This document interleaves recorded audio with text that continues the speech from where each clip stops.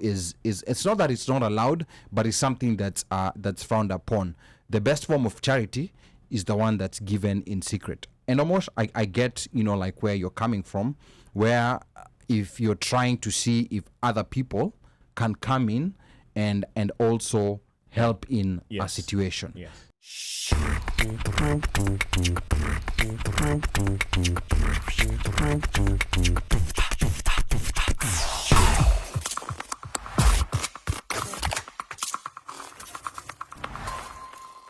I was told most watu wale hupenda kuflow sana ni watu who didn't grow up in Nai.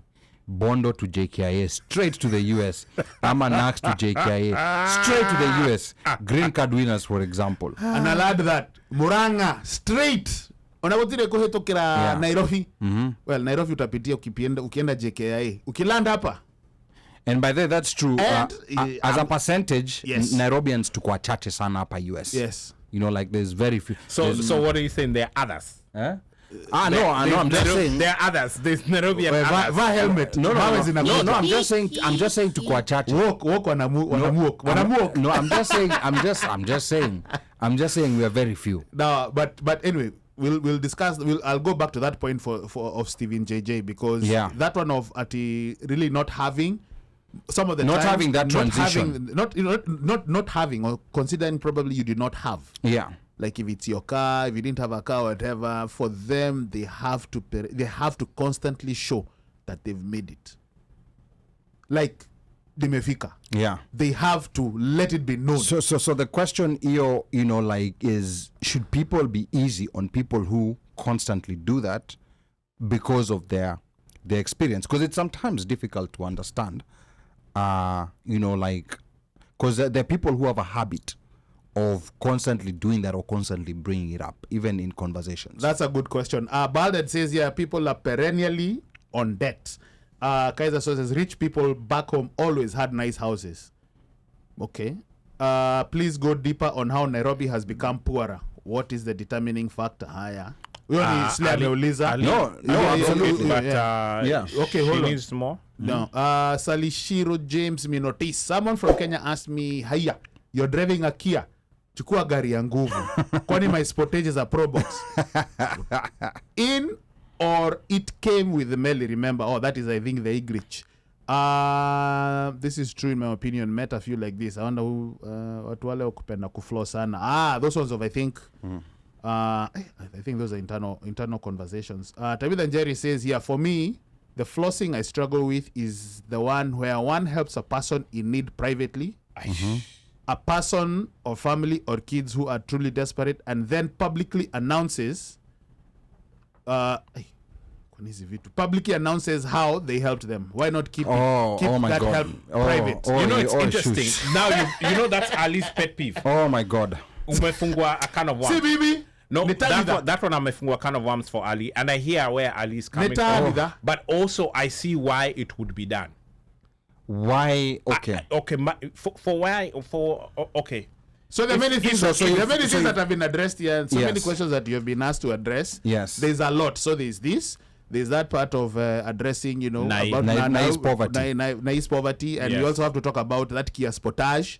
Your Pro Box, you did. But tuanze na history Omosha anaongea, like try to make me understand. Try to make me understand how it's beneficial to flaunt that you've assisted someone who was in distress. Okay. Okay, Ali, let's dial it down just a tad. And I hear what you're talking about, the flaunt. Yeah. A children's home.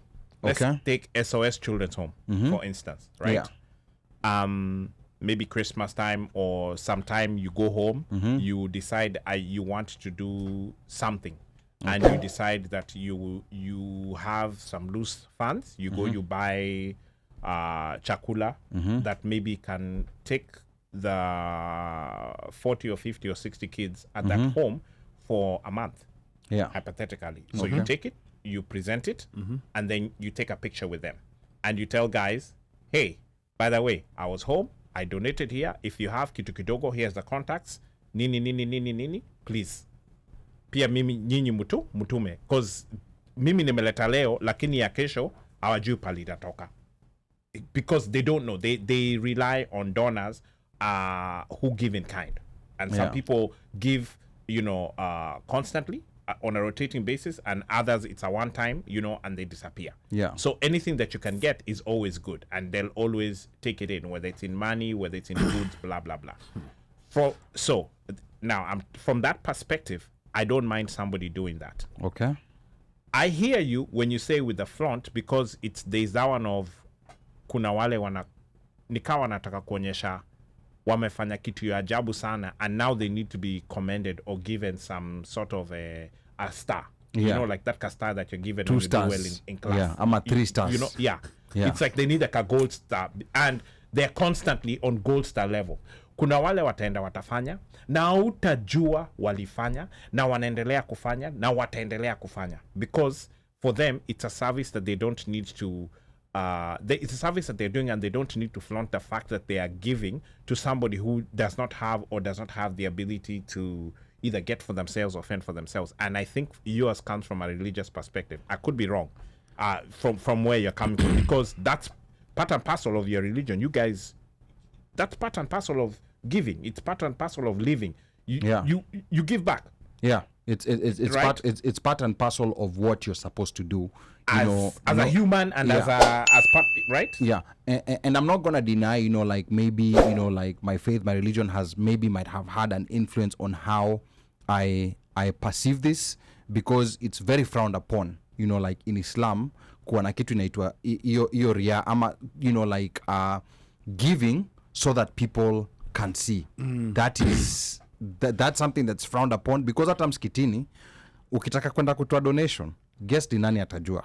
Ni wewe and whoever has been assigned to accept donations. Like you will not be advertised, you will not be announced. There's certain things that mosques, like for example here in the US, have to publish for tax reasons. So those ones are okay, but ile like kujitangaza ati Ali ametoa $5,000, hiyo hapo is it's not that it's not allowed, but it's something that's frowned upon. The best form of charity is the one that's given in secret. And almost I get, like where you're coming from, where if you're trying to see if other people can come in and also help in a situation. So, and a lot of people do it from that perspective. Yes. And others, but you see, there's some who do it and they're posting pictures, but they're not even explaining where they are. They're not even explaining, like how you can contribute. Like they're just, it's simply, like he's a Samabani, like has gone back to the village, went back to the closest supermarket, bought 32-page Kasuku exercise books, and decided the local primary school, that is what they need. Recipient. He storms the school when it's in the middle of the session, because ametoka majuu, and anasimamisha kila kitu, anataka watoto wakuja hapo wamsurround, akisema amanunulia vitabu. That's the one that I sometimes tend to have a problem with. And I think a lot of times you want to find out before you go invest in 32-page Kasuku exercise books to distribute to the kids. You want to go find out from the school what immediate needs do you have, rather than you deciding this is what I want to do. Another thing that has become also kind of trendy is sanitary towels. So mtu anabeba, like a bunch of sanitary towels hapa, and of course there's a need for those in a lot of schools, but then maybe the school has a more efficient way of doing it. With that $100 that you spent here, there's a way in which they can take that $100 longer, because hawakukwambia ati kuna shortage ya sanitary towels huko. It's just that maybe they can't afford it, but they know ways of getting affordable ones. So hapo ndo pali niko na issue kidogo, with people who, like want to help and then show it to the world. Ndo mimi hapa, I'm feeding the poor. Haha, give me 3 stars. Bandio is actually in agreement with you. He says you should never ever talk about people umesaidia. Ongea as kuwatafutia msaada zaidi, but sio kujisifia. Toa sadaka, usitangaze. Haikupi blessing. And I think very many comments over here. Actually, sadaka is never it's never announced, right? No. That you know of, right? See, it shouldn't. You're offering. It shouldn't be. It never is. Yeah. I don't know, it but- shouldn't be, but you see, like when politicians, for example, go to churches on the weekends, and it's announced, you know, like Flania Metoa. And they're lined up. 10,000. And they're 1 lined up. million. They're lined up. Yeah. Yeah. Sinani used to do that, M1, if you remember, sana when Yes. there was a Harambe. Yes. Huyo ametoa 1,000. But 20,000. again, Harambe is a totally different scenario than these Sunday services that they're going for.